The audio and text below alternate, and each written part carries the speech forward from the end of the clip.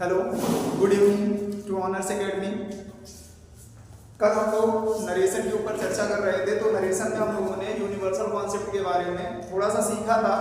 अभी उसमें कुछ चीज़ें रह गई थी जिसमें हम लोगों को एग्जाम्पल पे ध्यान देना है, एग्जाम्पल को हल करना है। तो एक बार कुछ एग्जाम्पल लिखते हैं जिससे के द्वारा ये चीज़ें कॉन्सेप्ट को, उस चीज़ को हम क्लियर करते हैं। तो जैसा कि मैंने यूनिवर्सल कॉन्सेप्ट में कुछ फैक्ट आपको समझाया था कि सबसे पहली बात कि इसमें हमारा रिपोर्टिंग को कुछ भी आए उससे लेना देना नहीं है। रिपोर्टिंग ऑफ जैसे चेंज होता था, रिपोर्टिंग ऑफ चेंज होगा, अगर टू आएगा तो उसको चेंज करना है, टू अगर उसमें नहीं लगा हुआ है तो चेंज नहीं होगा। ठीक है, कॉमा इन्वर्टेड कॉमा हटाना है, कॉमा इन्वर्टेड कॉमा हटाने के बाद हम क्या करेंगे, कंजंक्शन दैट का यूज करेंगे और रिपोर्टेड स्पीच को जैसे का तैसा यानी एज इट इज हम क्या करेंगे, उसे लिख देंगे। तो एग्जाम्पल की बातें करते हैं। आइए, जैसे सबसे पहली बात एक एग्जाम्पल हमने लिया, जैसे मैंने लिखा my teacher said comma inverted comma the sun rises in the east, full stop है। कल मैंने जब यूनिवर्सल कॉन्सेप्ट को समझाया था तो यूनिवर्सल कॉन्सेप्ट में मैंने जियोग्राफिकल फैक्ट को समझाया था, हिस्टोरिकल फैक्ट को समझाया था और साइंटिफिक फैक्ट के बारे में बताया था, और कुछ प्रोवर्ब्स आते हैं जो उनके बारे में ध्यान रखना पड़ता है। तो ये जैसे कि हम देख रहे हैं तो यहाँ जगह ये जियोग्राफिकल फैक्ट है ना, जियोग्राफी से संबंधित है। तो देखते हैं, अगर इसका अगर हम इनडायरेक्ट बनाते हैं तो इनडायरेक्ट अगर यहाँ जगह इनका देखें तो इनडायरेक्ट में माय टीचर सेट के बाद टू नहीं आया है तो सेट ही रहेगा, सेट कॉमा इन्वर्टेड कॉमा हटाना है और इसको दैट लगाना है। बाकी सभी के सभी सेंटेंस को, रिपोर्टेड वर्ब को एज इट इज उतार देंगे तो यहाँ जगह हो जाएगा द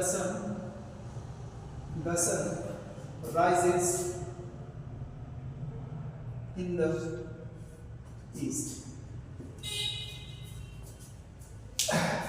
अगर अगले एग्जाम्पल को समझें तो अगले एग्जाम्पल में जैसे मैंने एक एग्जाम्पल लिखा,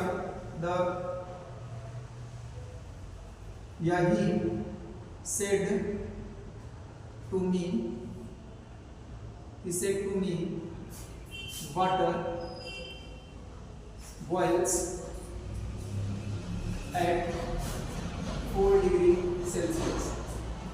जैसे ये हुआ तो अब इसमें अगर हम देखें तो ये हमारा क्या है, ये हमारा साइंस से रिलेटेड है, साइंटिफिक फैक्ट है। तो अगर इनडायरेक्ट स्पीच अगर इसमें हम देखें तो इनडायरेक्ट स्पीच अगर हम इसका बनाते हैं तो ही सेट के बाद टू आया है तो इसका मतलब है ये टोल्ड में बदलेगा, तो ही told me comma inverted comma हटाएंगे, दैट का यूज करेंगे और रिपोर्टेड स्पीच को एज इट इज उतार देंगे तो water boils at 4 degree Celsius.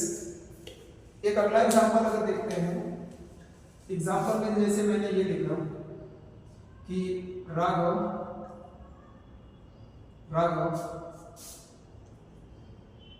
says to me comma inverted comma smoking causes cancer, smoking causes cancer, धूम्रपान से कर्क रोग होता है। अगर यहाँ जगह देखें तो देखिए आपको बार बार एक ही चीजें समझाई जा रही है कि रिपोर्टिंग वर्ब पर विशेष ध्यान देना है, लेकिन यूनिवर्सल कॉन्सेप्ट में रिपोर्टिंग वर्ब से लेना देना नहीं है। रिपोर्टिंग वर्ब में सिर्फ इतना जा रहा है कि ये जो चेंज होना है इसको चेंज कर दीजिए, कॉमा इन्वर्टेड कॉमा हटाइए, यहाँ पे जो दैट का यूज कर दीजिए और बाकी बचे हुए सेंटेंस को एज इट इज लिख दीजिए। तो ये भी एक फैक्ट है क्योंकि स्मोकिंग करने से कैंसर होता ही है। तो यहाँ जगह अगर देखिए इनडायरेक्ट स्पीच अगर इनका बना है तो इनडायरेक्ट स्पीच में अगर देखेंगे तो यहाँ आपका बनेगा राघव सेज टू हमारा बदलेगा टेल्स में, tells me comma inverted comma हटाएंगे, कंजंक्शन दैट का यूज करेंगे, स्मोकिंग causes कैंसर। एक एग्जांपल के थ्रू इसको और क्लियर करते हुए आगे बढ़ेंगे नियम में। फॉर एग्जांपल जैसे मैंने एक लिखा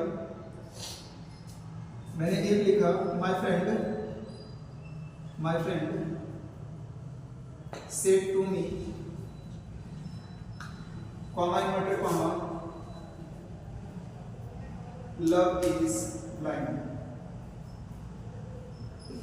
प्यार अंधा होता है।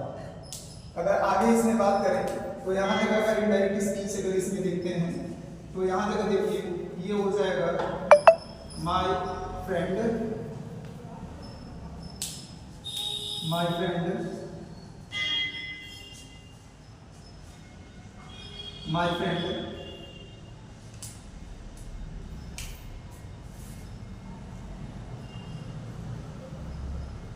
friend told me that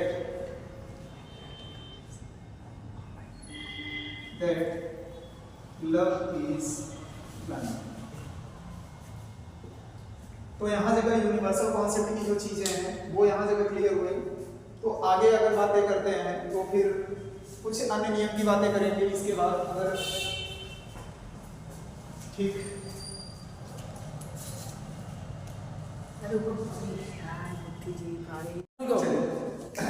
अब हमने यूनिवर्सल कॉन्सेप्ट को समझ लिया। तो नरेशन में जैसा कि मैंने बताया था कि जो टेंसेस की मैंने बात की थी, जैसे टेंस हमारे परिवर्तन होते हैं, तो टेंस का परिवर्तन हम लोगों ने देख लिया था।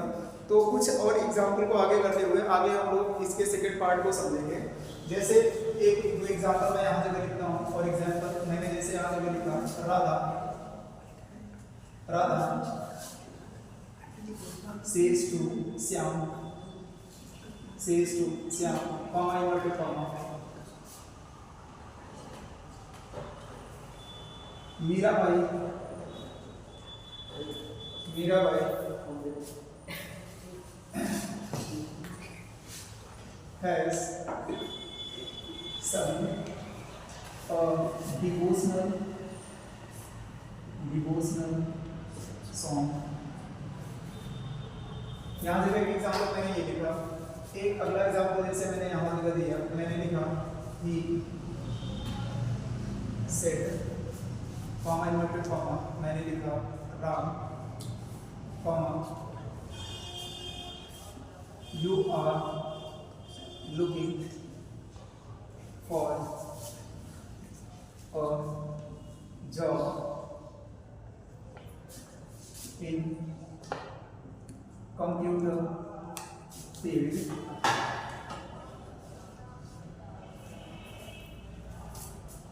एक अगला मैंने एग्जाम्पल लिखा he was reporting on time, full stop, inverted comma 1, my father said। अगला मैंने लिखा Raghavan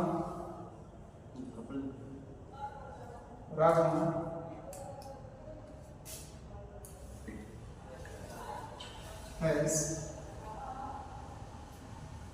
finished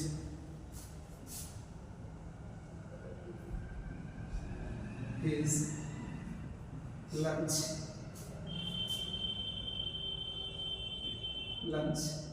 full stop,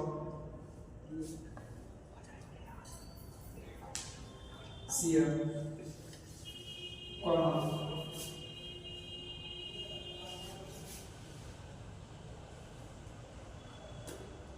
Mohan से। जैसे मैंने ये 4 एग्जाम्पल लिखे, तो 4 एग्जाम्पल में देखेंगे तो सबसे पहला जो एग्जाम्पल है, तो पहला वाला एग्जाम्पल तो थोड़ा सा ठीक लग रहा है क्योंकि वो बेसिक ही है जैसा कि अभी आप लोगों को समझाया गया था। लेकिन बोर्ड स्तर में क्या होता है, बोर्ड स्तर में कुछ एग्जाम्पल्स ऐसे पूछे जाते हैं। जैसे यहाँ जगह का क्या किया जाता है, रिपोर्टेड स्पीच में आपका कोई ना कोई सब्जेक्ट या तो यहाँ जगह दे देता है, या तो सेंटेंस के लास्ट में कॉमा लगा करके रख दिया, या तो क्या करेगा कभी रिपोर्टेड स्पीच को पहले दे दिया और रिपोर्टिंग वाले सेंटेंस को बाद में दे दिया। कभी कभार क्या होता है कि सेंटेंस में भी रिपोर्टेड स्पीच पहले रखा है, यहाँ जगह रिपोर्टिंग को यहाँ जगह दिखा दिया और यहाँ जगह कुछ और कॉमा लगा करके रख दिया। तो ऐसे में क्या होता है कि कुछ बच्चे कंफ्यूज हो जाते हैं, कहते हैं कि भाई ये सब नियम पढ़ाए नहीं। सबसे पहली चीज तो ये सारे नियम पढ़ाए भी नहीं जाते हैं, ठीक। तो थोड़ा सा अगर इनके बारे में अगर हम लोग समझें तो ये सेंटेंस सब एक ही टाइप के हैं।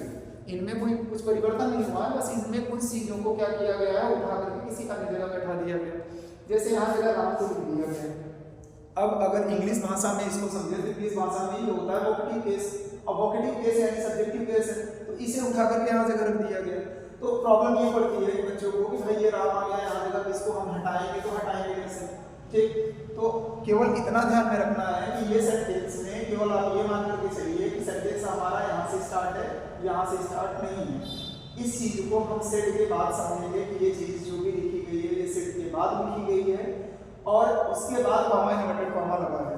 तो कहने का अर्थ क्या है, यहाँ जगह देखिए तो इस सेंटेंस को अगर मैं सही तरीके से लिखूँ इस तरीके से, तो ये सेंटेंस कुछ इस तरह का लिखा गया है, he said to Ram, he said to Ram, comma inverted comma, और इसके बाद ये आगे के सेंटेंस क्या हो गए, शुरू हो गए। बस सेंटेंस में केवल इतना ही ध्यान रखना है कि अगर कॉमा लगा करके यहाँ जगह कोई सब्जेक्ट आपका दे दिया गया, या तो स्टार्टिंग में दे दिया जाता है या तो लास्ट में दे दिया जाता है, तो इसका हमें केवल इतना ध्यान रखना है कि ये है कुछ नहीं, सेंटेंस हमारा यहाँ से स्टार्ट है, जो हमें अगला सब्जेक्ट मिलेगा। तो इसको विशेष ध्यान में रखना है। जब यहाँ से हम लोग अगर अब इसको बनाना शुरू करें इस बेस के आधार पर, तो इसका अगर इनडायरेक्ट बनाएंगे तो इनडायरेक्ट इसका देखिए क्या बनेगा, इसका अगर इनडायरेक्ट बनाएंगे तो ये हमारा बनेगा ही सेड टू को बदलेंगे टोल्ड में, ही टोल्ड, उसके बाद आएगा राम, कॉमा इन्वर्टेड कॉमा हटाएंगे यहाँ का, ये हो जाएगा दैट, और ये राम अब कैंसिल हो गया क्योंकि यहाँ जगह ये ऑलरेडी लिख दिया गया है। यहाँ जगह चेक करेंगे तो यू हमारा सेकंड पर्सन है, और सेकंड पर्सन चेंज होता है किसके अनुसार, ऑब्जेक्ट के अनुसार। 123/7 वाला नियम ध्यान में रखिएगा। तो सब ऑब्जेक्ट हमारा यहाँ जगह बना क्या है, राम, यानी मेल जेंडर है, और मेल जेंडर है वो भी सिंगुलर है, इसलिए यहाँ जगह हम क्या यूज करेंगे, मेल जेंडर का ही प्रोनाउन यूज करेंगे ही। अगर आप चाहें तो यहाँ जगह राम भी लिख सकते हैं, तो राम ब्रैकेट में आपको राम भी लिखाना पड़ेगा। कुछ पुराने ख्यालात वाले जो टीचर होते हैं, पुराने अवधारणा वाले, तो इसी चीज को मानते हैं कि भाई अगर आपने प्रोनाउन लिखाया तो प्रोनाउन आपने किस सब्जेक्ट के अनुसार लगाया है उसे दिखाना पड़ता है ब्रैकेट में। तो इसका ध्यान रखिए, ठीक। और यहाँ जगह थोड़ा सा मिस्टेक है, यू आर, ठीक। तो अब यहाँ जगह देखिए इसके हिसाब से, अभी सब्जेक्ट हमारा यू था तो इसके हिसाब से प्लूरल रिपोर्टिंग ऑफ लगेगी। सब्जेक्ट अब पहली चीज तो यहाँ रिपोर्टिंग ऑफ सेड है, तो इसका मतलब अंदर का टेंस बदलना है, तो टेंस एक बार बदलते हैं। तो इज एम आर बदलता था हमारा वॉज वर्ब में, और साथ में लगता था आईएनजी। तो यहाँ जगह ही हमारा सिंगुलर है, तो ही के अकॉर्डिंग यहाँ जगह लगाना क्या है, वॉज, और यहाँ हो जाएगा looking for a job in computer field. और अगर पहले सेंटेंस को देखें तो पहला सेंटेंस भी हमारा सेम उसी तरह का है, देख लीजिए इनडायरेक्ट स्पीच। यहाँ जगह मैंने लिखा राधा, राधा, और इसको मैं इरेज कर देता हूँ, राधा। यहाँ जगह देखिए सेज के बाद टू आया है, तो सेज के बाद टू आया है मतलब इसको हम चेंज करेंगे टेल्स में, tells Shyam, comma inverted comma हटाएंगे, दैट लगाएंगे। अब मीरा हमारा थर्ड पर्सन है तो नो चेंज होगा, मीरा बाई। तो यहाँ जगह मैंने लिखा मीरा बाई, मीरा बाई, और यहाँ जगह टेंस चेंज नहीं होगा। टेंस इसलिए नहीं चेंज होगा क्योंकि यहाँ जगह सेज टू आया है। अगर ये सेट टू लिखा होता या सेट होता तो टेंस अंदर का चेंज कर देते, क्योंकि ये प्रेजेंट में है, या तो ये प्रेजेंट में रहेगा या फ्यूचर में रहेगा, तो रिपोर्टेड स्पीच का टेंस कभी नहीं बदलता, केवल प्रोनाउन बदलता है। तो देखते हैं आगे क्या बनेगा। Meera Bai has sung a devotional song। इसी तरह यहाँ जगह देखा जाए इसका इनडायरेक्ट, अगर इसका इनडायरेक्ट देखें तो यहाँ जगह देखिए रिपोर्टेड स्पीच को आपका क्या किया गया है, पहले दिया गया है, और रिपोर्टिंग स्पीच आपका बाद में दिया गया है। तो करना कुछ नहीं है, ध्यान इतना रखना है भाई इस वाली चीज को आप चाहे तो खींच सकते हैं इधर। तो कुल मिलाकर के सेंटेंस हमारा किस तरह से बनेगा, ये सेंटेंस हमारा बनेगा कि माय फादर सेड, फिर कॉमा इन्वर्टेड कॉमा, और उसके बाद ये सेंटेंस स्टार्ट हो जाएगा। तो इसी के बेस से, पुराने वाले के ही बेस से हमें क्या करना है, इन सब चीजों को बनाना है। तो एक बार इनडायरेक्ट स्पीच देख लेते हैं। यहाँ जगह लिखा गया माय फादर, सेट के बाद आपका टू लिखा नहीं गया है, तो इसका मतलब है सेट सेड ही रहेगा। कॉमा इन्वर्टेड कॉमा हटाएंगे, यहाँ जगह दैट लगाएंगे। ही को हमने ध्यान दिया कि हमारा थर्ड पर्सन है, नो चेंज, तो तो ही रहेगा। हेल्पिंग वर्ब देखेंगे चेंज होना है कि नहीं होना है, तो ये सेड है तो इसका मतलब है हेल्पिंग वर्ब चेंज होगा, यहाँ जगह हो जाएगा ही वॉज, और वॉज और वर्ब हमारे चेंज होते थे किसमें, had been. Past continuous change होता था पास्ट परफेक्ट कॉन्टिन्यूअस टेंस में, तो यहाँ जगह हो जाएगा had been reporting on time, reporting on time. एक लास्ट वाला देखते हैं, यहाँ जगह लिखा है Raghavan has finished his lunch, यहाँ सिया दे दिया, यहाँ मोहन दे दिया। देखिए फिर से वही कंडीशन है कि चीजें यहाँ समझ में नहीं आएंगी, फिर डाउट होगा, तो इसको यही मान करके चलना है कि ये क्या लिखा हुआ है, Mohan said to Siya, Mohan said to Siya, वही चीज लिखा गया है।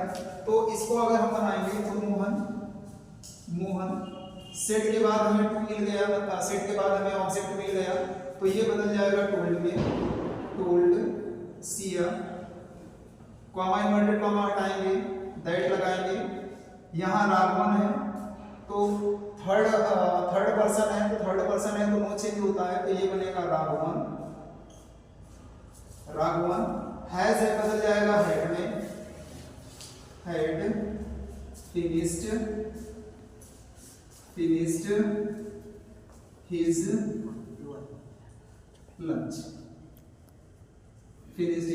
लंच, एक काम करते हैं कि अभी तक हम लोगों का जो भी हुआ, अभी तक हम लोगों ने केवल सब्जेक्ट को सीखा कि सब्जेक्ट किस प्रकार से बदलता है। सब्जेक्ट में कभी कभी क्या होता है, सब्जेक्टिव केस तो हम लोग सीख जाते हैं, लेकिन जब सेंटेंस में हमारा ऑब्जेक्टिव केस आता है या पजेसिव केस आता है तो थोड़ी सी कंफ्यूजन होती है। तो एक सेंटेंस में हम पजेसिव केस वगैरह डाल करके देख लेते हैं कि वो किस तरह से बदलेंगे, और एक बार चेंजिंग हम उधर देखेंगे। एग्जाम्पल मैंने यहाँ जगह लिखा, जैसे मैंने लिखा you said to my child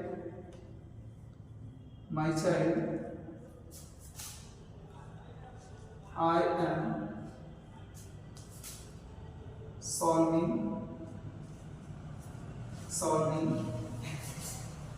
your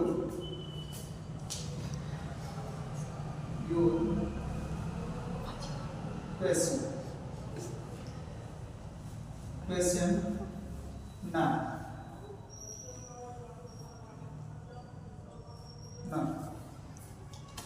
अब अगर देखते हैं इसको, तो इसको अगर हम लोग हल करें तो देखिए यहाँ है यू ही रहेगा, सेट के बाद हमारा टू है तो ये बदलेगा हमारा टोल्ड में, told my child, comma inverted comma हटाएंगे, यहाँ दैट लगाएंगे। आई हमारा फर्स्ट पर्सन है और फर्स्ट पर्सन चेंज होता है सब्जेक्ट के अनुसार, 123/सन वाला नियम, तो सब्जेक्ट के अनुसार चेंज होगा। सब्जेक्ट हमारा यू लिखा गया है, मतलब यहाँ जगह हमारा क्या हो जाएगा यू, और ध्यान देंगे यहाँ जगह कि रिपोर्टिंग वर्ब हमारा किस में है, तो रिपोर्टिंग वर्ब हमारा पास्ट में है तो टेंस भी बदलेगा, तो इज एम आर बदलता था वॉज वर्ब में, तो यू के साथ में हम लगाएंगे क्या वर्ब, और यहाँ हो जाएगा सॉल्विंग। अब यहाँ जगह देखिए, तो यहाँ जगह यू का हमारे पास में पजेसिव केस आया है। अब यू का पजेसिव केस आया है तो बच्चे ज्यादातर क्या करते हैं, फ्लो में इसको ही यही जगह लिख देते हैं, तो ये भी गलत है, क्योंकि ग्रामर का एक ऐसा पैटर्न होता है कि ग्रामर में नंबर तो अच्छे मिलते हैं, लेकिन ग्रामर में अगर एक जगह आपने गलती की तो सेंटेंस का अर्थ का अनर्थ निकल जाता है, तो इसका भी ध्यान रखिए। तो यहाँ जगह जैसे अगर हम देखें सेकंड पर्सन की चीज़ों को देखेंगे, तो सेकंड पर्सन में हमारा क्या मिलता है, यू मिलता है और यू मिलता है, ये हमारा सब्जेक्टिव केस, ये ऑब्जेक्टिव केस, और ये पहुंचा पजेसिव केस, ठीक। अब यहाँ जगह देखेंगे तो योर हमारा सेकंड पर्सन है, इसका मतलब है कि ये बदलेगा ऑब्जेक्ट के हिसाब से, माई चाइल्ड के हिसाब से। अब चाइल्ड बच्चा या तो मेल जेंडर है या तो फीमेल जेंडर है, दोनों में से कोई एक ही जेंडर उठाना है, तो इसके लिए मेल या फीमेल जेंडर कहने का मतलब है तो या तो हम ही में भी चेंज कर सकते हैं, ही, और ही का ऑब्जेक्टिव केस होता है ही, और इसका पजेसिव केस होता है हिज, या सी का देखेंगे तो यहाँ सी, हर और हर, ठीक। तो यहाँ जगह ध्यान देंगे कि सब्जेक्टिव केस जो हमारा होता है, सब्जेक्टिव केस वो चेंज होगा सब्जेक्टिव केस से। पजेसिव केस कभी भी आएगा तो वो चेंज होगा हमारा पजेसिव केस से, और कभी ऑब्जेक्टिव केस आएगा तो वो चेंज होगा हमारा ऑब्जेक्टिव केस के हिसाब से।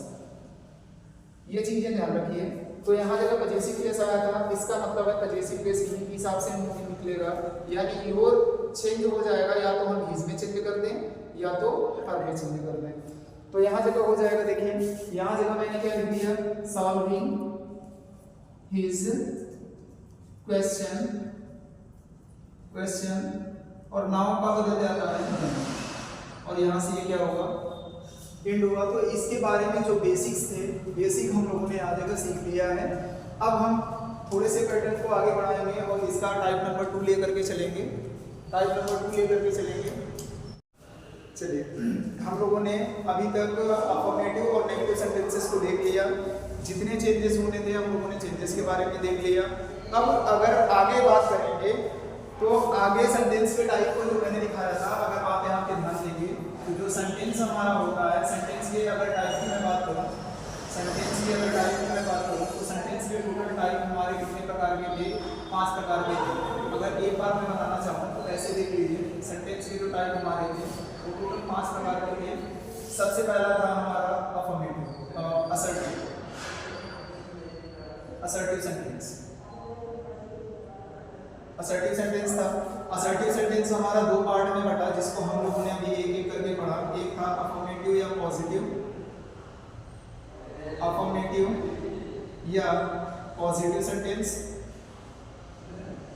Positive sentence. अगला है नेगेटिव सेंटेंस।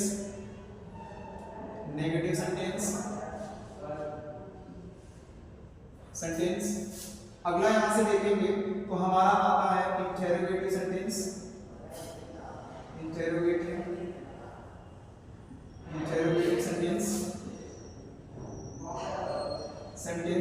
और इंटेरोगेटिव सेंटेंस को हमने 2 पार्ट में बांटा था।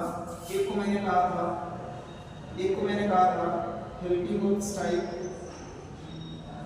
और एक को मैंने कहा था क्वेश्चन वर्ड टाइप।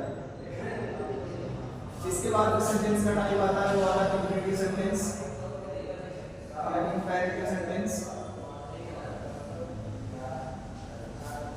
चौथा जो आता है वो हमारा आता है ऑब्जेक्टिव सेंटेंस।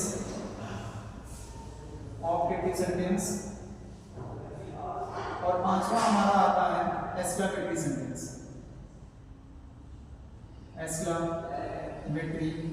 सेंटेंस।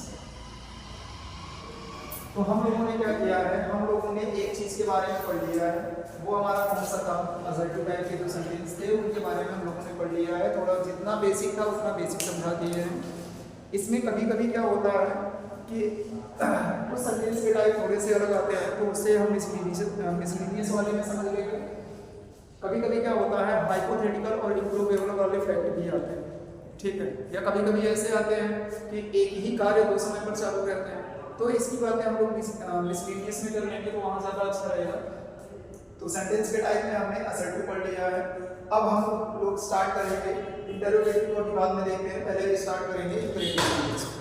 तो बात करते हैं इंपेरेटिव सेंटेंस की। आइए देखते हैं इंपेरेटिव सेंटेंस को क्लियर करेंगे, क्योंकि इसमें थोड़ा सा रूल है और काफ़ी अच्छा कॉन्सेप्ट है, क्योंकि ज़्यादातर जो क्वेश्चन पुट होते हैं वो हमारे इंपेरेटिव सेंटेंस से ही पुट किए जाते हैं, ठीक है। देखते हैं इंपेरेटिव टाइप के सेंटेंस।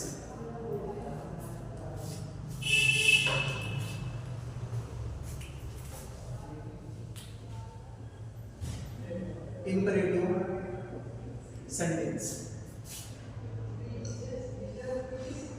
अब इंपेरेटिव सेंटेंस किसे कहते हैं या इंपेरेटिव सेंटेंस किसे कहते हैं, अगर ध्यान देंगे इसमें तो ऐसे सेंटेंस जिसमें हमें ऑर्डर,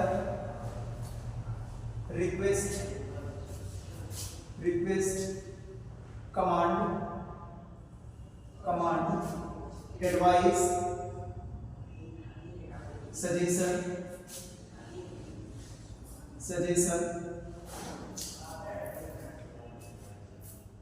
प्रोहिबिट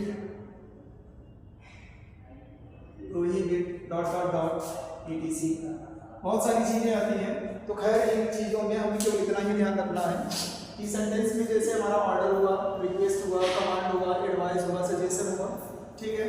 तो और प्रोहिबिट मतलब किसी चीज के ऊपर प्रतिबंधित कर देना, मना कर देना किसी चीज के लिए, ठीक है। तो आइए आगे हम बातें करते हैं यहाँ।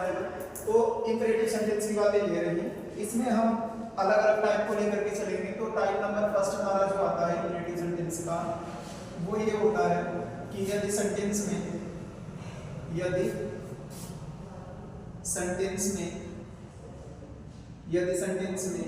प्लीज या काइंडली शब्द आ जाए,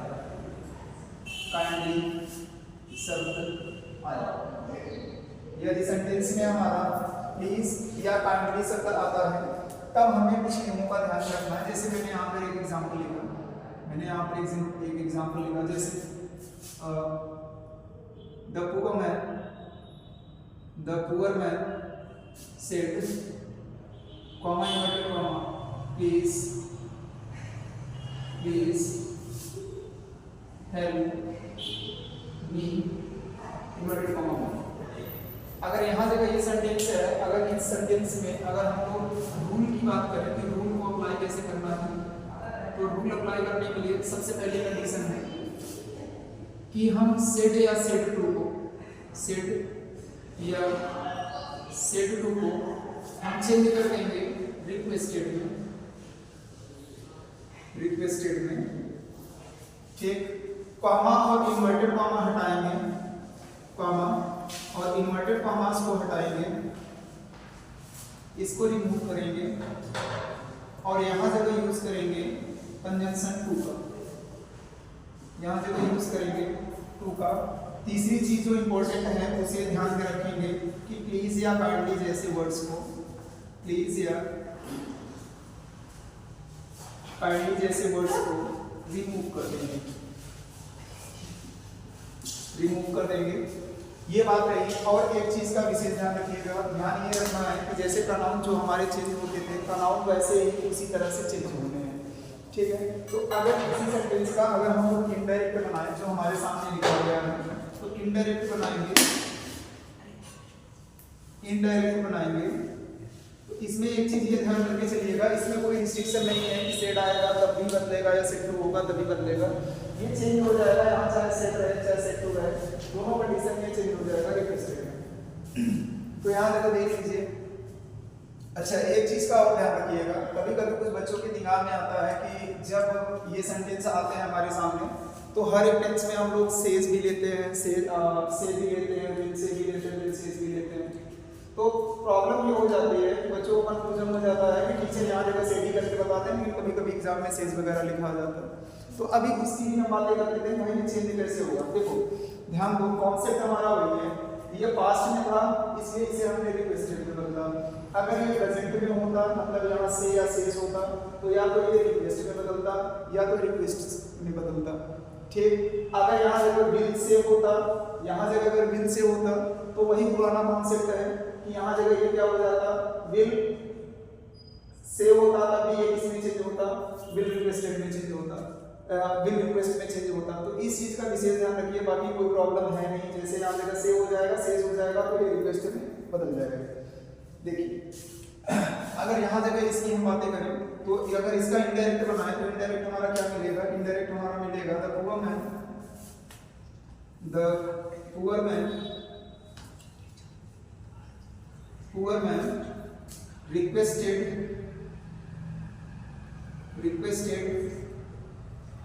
कॉमा और इन्वर्टेड कॉमा को हटा देंगे यहाँ जगह से, और यहाँ जगह यूज करेंगे कंजंक्शन टू का, ठीक। और यहाँ जगह से प्लीज या काइंडली वाले वर्ड को हटा देंगे और यहाँ जगह लिखेंगे हेल्प। और भी यहाँ जगह हमारा फर्स्ट पर्सन का ऑब्जेक्टिव केस है, इसलिए ये बदलेगा किसके हिसाब से, सब्जेक्ट के हिसाब से।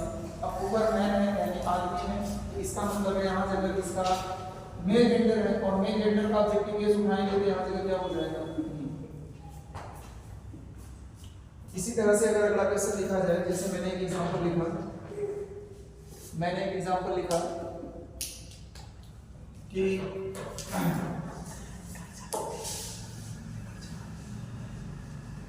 The leader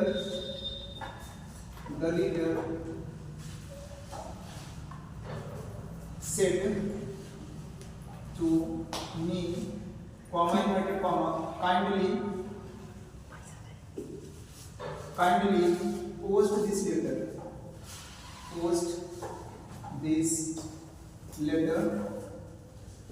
kindly post this letter. यहाँ जगह अगर हम इनका इनडायरेक्ट बनाएं तो इनडायरेक्ट भी वैसे ही बनेगा, द लीडर सेट टू को चेंज कर देंगे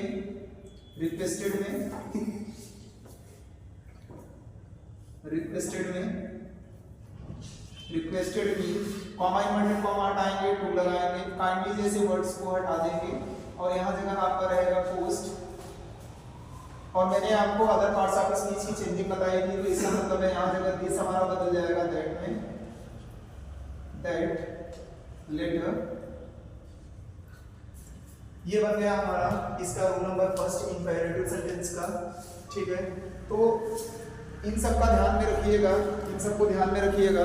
अभी हमने इंपेरेटिव टाइप के सेंटेंस की मैंने शुरुआत की है, इसमें मैंने टाइप नंबर 1 बताया है। इसमें आगे सीखेंगे तो इसमें टोटल 5 तरह के क्वेश्चन हमसे पुट किए जाते हैं। जैसे सेंटेंस हमारे डू नॉट से शुरू होते हैं, तब क्या होता है, लेट से स्टार्ट होते हैं, लेट अस से स्टार्ट होते हैं। ठीक है, तो इसमें टोटल टाइप 5 तरह के होते हैं, तो इनकी बातें हम धीरे धीरे आगे करेंगे। एक चीज़ आप लोगों से ये कहना है कि अगर आप लोगों को क्वेश्चन से रिलेटेड कोई भी डाउट हो तो आप हमसे कमेंट में उस चीज़ को पूछ सकते हैं। ठीक है, बाकी धन्यवाद।